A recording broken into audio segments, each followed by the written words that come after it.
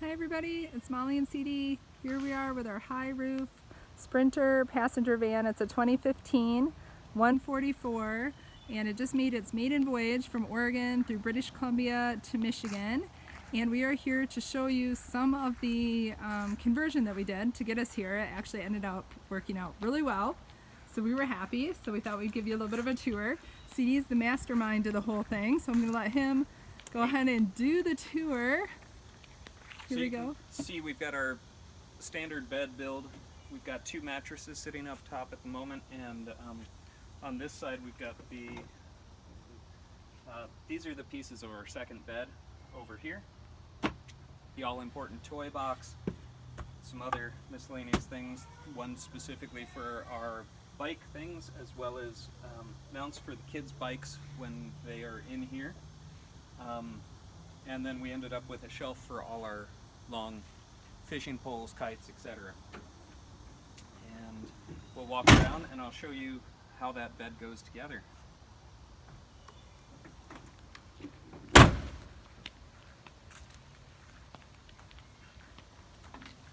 So we also had a big problem with things sliding around in the van. We solved that with a couple boxes that hold things in place.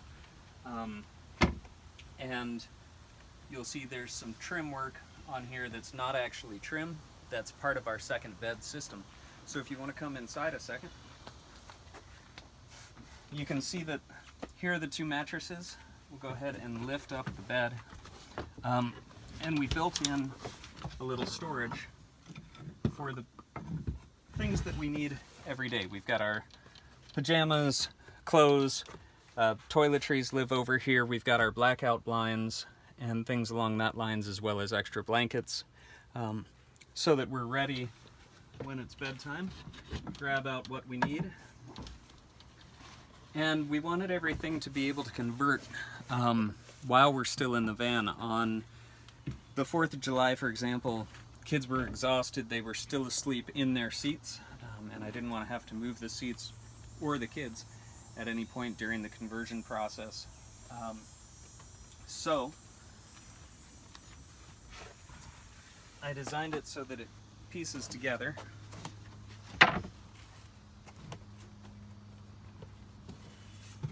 Even when it's raining outside, you can still get everything you need.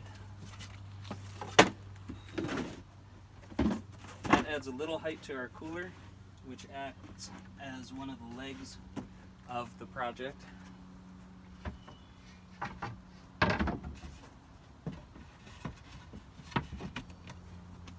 And luckily everything's slotted in together. We make sure to move the toilet for night use. It goes up front here. We've kind of settled into the luggable loo after trying a few different ones, so if you're looking for one, that's the one we like. We've got a bed panel here. So these are all pieces of the bed that CD's getting out. This is our second bed that he's building. We've got obviously ourselves and two kids, so we need two beds. That slots right into that hole that you saw earlier. And this bed panel drops in on top, and you can see it's going to lay right on these pieces around the edge to give it the support that it needs. And so far it is held together just fine. I've debated adding a piece of angle aluminum to that to give it a little more rigidity, but we've been lucky this far. So now we have our platform with the kids still sleeping, moving their feet out of the way to do that. Then we grab our second mattress, lift it over them. This works really well. This is something that we've done a lot of times now. And it's really slick. It works perfectly. This bed's comfortable. That's where I sleep. There's our second bed. And then we have, usually the back blinds are stored underneath. There's a better concept behind them, but they were a quick build, so I didn't finish the edges or anything, which will help fill out the windows a little bit better. But we have those very fancy rare earth magnets in here. So I only have 3 magnets in at the moment. I may add a little bit more just to get a little cleaner hold on these. But you can see they just kind of piece up into place with a couple magnets and lay down over top to cover everything up. One And thing so- you'll notice about this bed that's really great, sorry to interrupt CD, but we can actually store things underneath it. So here are coolers underneath. Our van that we had last year, we did not have this bed, and so we would occasionally sleep on the floor here on camping pads, and we would have to move everything out of the way to the front seat. But here our coolers stored underneath. Usually our shoes are stored on this step, and we can put other things if we want to for any reason under the bed there, because we're literally just sleeping above. So here's one bed. There's the second bed, and we can still access our clothes and everything without opening the van or the door, the door of the van, going to the back door, anything like that. So it works out really well. Yeah, you can even reach in, as I said, the luggable loo's underneath here, and I can reach in and grab that, but keep it stored under so that it doesn't get knocked around. In case it's like a And horrific rain in the morning or something. any of the kids' stuff that they've been gathering during the day, we don't have to worry. We just build right over top of it, which was, as Molly said, another big part of the program. So we've got two people sleeping up here, 2 people sleeping down here. The kids' seat's still intact. Blackout blinds, storage underneath if we need it. Our food's stored in these boxes.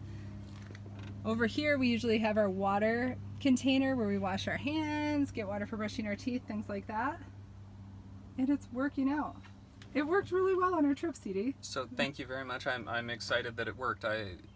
As we were getting everything together, I thought, oh man, I just hope this comes together. So I've been really, really pleased that it came together as well as it did, which means that we can go on to the next segments of the build. We added a little bit of mosquito netting that fits over the windows I haven't put up tonight. It's still in prototype phase, but we used it the other day and it worked all right. And then we're going to add a MaxxAir fan in the back there. Tune in later this week to watch CD cut a hole in the roof of our perfectly good Mercedes Sprinter van. Don't Yep. worry, he'll have a couple of guys with him helping him out, so it should be quite an event. Thanks so much. I hope you enjoyed it. Let us know what you think of our build, and if you have any great ideas, we're always happy to see them. Sleeping for 4 people in a 144 Sprinter, it works. It's comfortable. Let us know what you think. Ask us questions. Subscribe and like.